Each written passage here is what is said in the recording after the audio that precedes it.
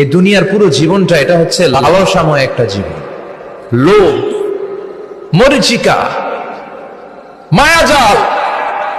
এই মায়াজালে আমরা আটকে আছি, ফলে মৃত্যুর কথা আমরা ভুলে গিয়েছি।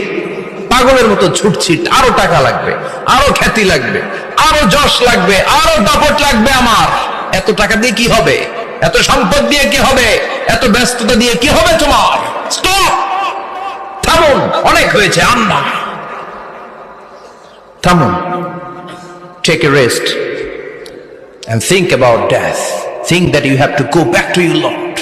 একটু বসেন না, একটু ভাবেন যে আমাকে চলে যেতে হবে, চলে যেতে হবে। এই কোলাহল, এই ব্যস্ততা, এগুলো থাকবে, থাকবো না আমি।